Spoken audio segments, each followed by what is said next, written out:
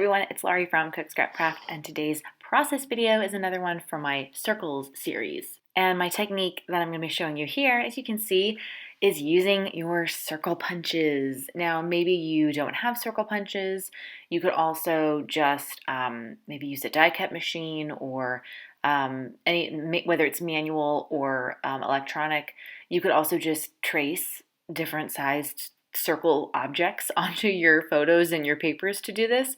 Obviously the punches is probably the easiest way to do it. So if you have some circle punches, I actually have, as you can see, three. One's like 1 inch, I think one's about 1.5, and one is, I don't even know, but it's pretty big.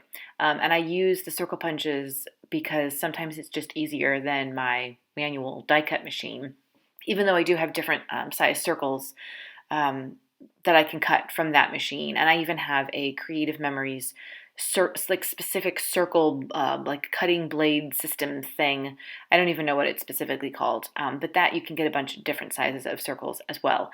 However, none are as easy as using the punches. And maybe you have different shapes of punches. You could do that with this technique with that as well. It doesn't have to be circles, but circles are what I'm talking about in this series, and it tends to be just the easiest kind of entry point to using shapes on a layout.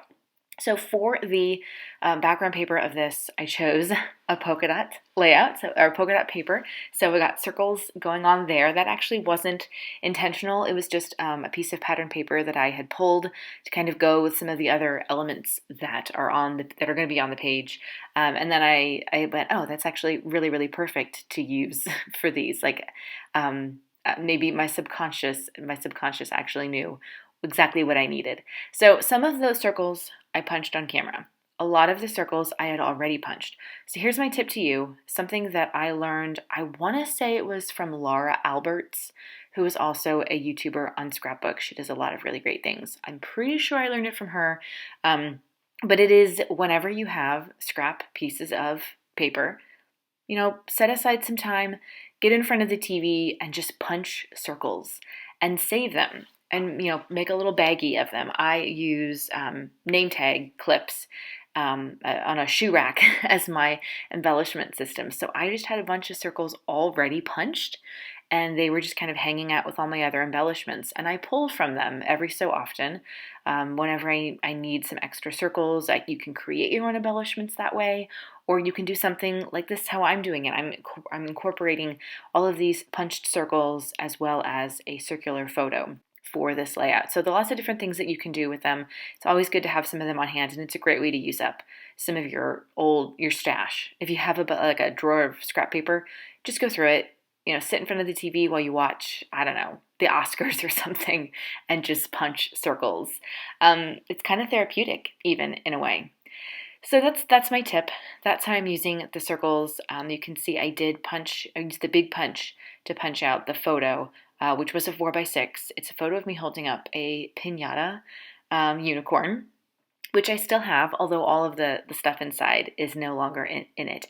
But that was my fall paper issues crop, a little goodie that Cassie sent everyone on the design team. So that was really fun. And it had a bunch of really cool, like small embellishments inside, which was really neat. And I was able to use those on a lot of layouts as well. So it's still in my scrap room as sort of decoration, but I took a selfie that I think I posted on social media just so that I could kind of help promote the paper issues crop. And there was one, they had a paper issues crop in winter, so I'm assuming there's going to be a spring one.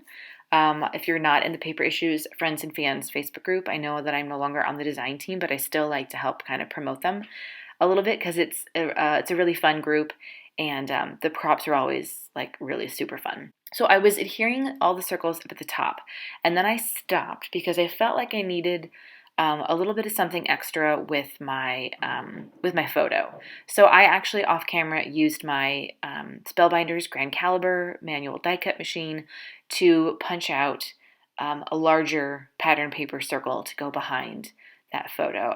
Just because I felt like it would give it a little bit more like dimension, make it a little bit more visible against the pattern papers. I wanted my photo to stand out a little bit more.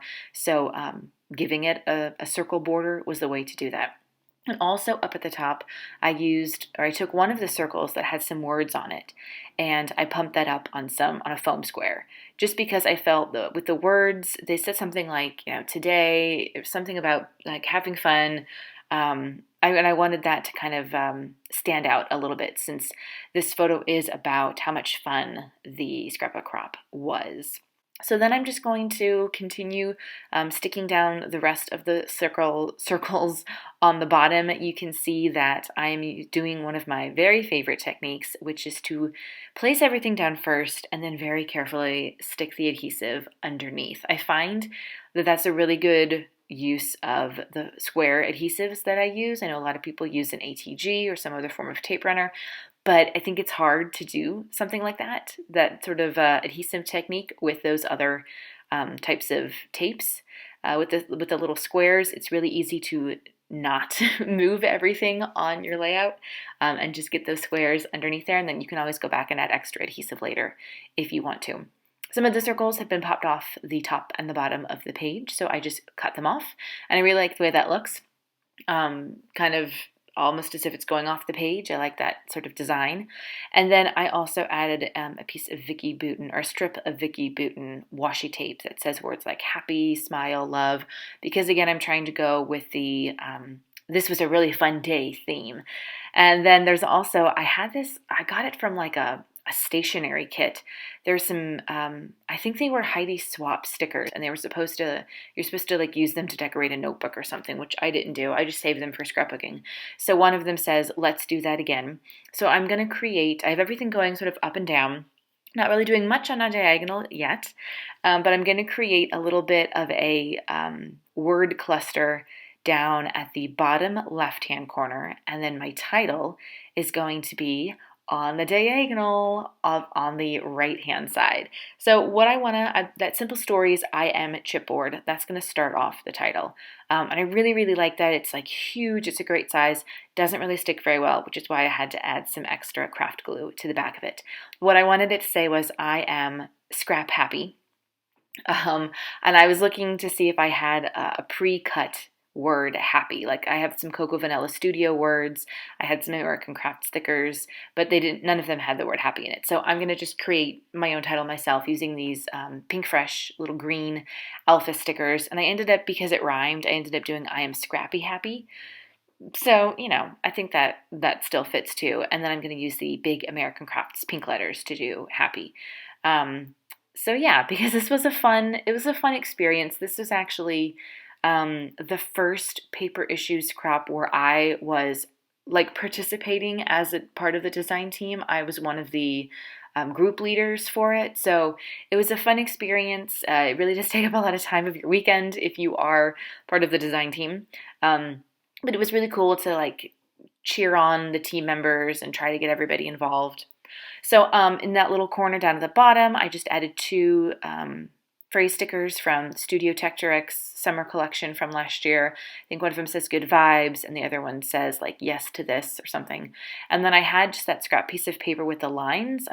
I don't even remember where that came from, but I just cut it down a little bit so that I had just enough room to do my journaling, and I'm going to stick that down as well. And then something else that's really easy to do if you're doing some sort of circle theme with your layout is to add sequins. So I have a couple pinks on this layout.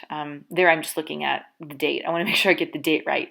I always keep my old planner until I'm done scrapbooking all the pictures for the year, and then I trash it. So it's always nice to know specific dates, especially because I keep forgetting to look on the back of my photos at what the date was and writing it down before I stick the photo down or cut the photo.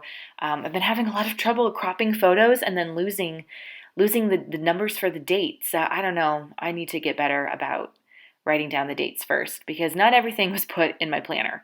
So anyway. But here I'm just kind of adding a few extra little word stickers. I'm going to bring some of the circle embellishments over to the side of the journaling just to make a little cluster there. Very easy to just use my little circle punch and punch those out and then place them where I want them to go and stick them down. And then the last touch is going to be the sequins. So the close-ups are going to follow in just a few seconds. You've probably seen me use these sequins before. I have that same, I'm almost done with the sequins pack, almost done.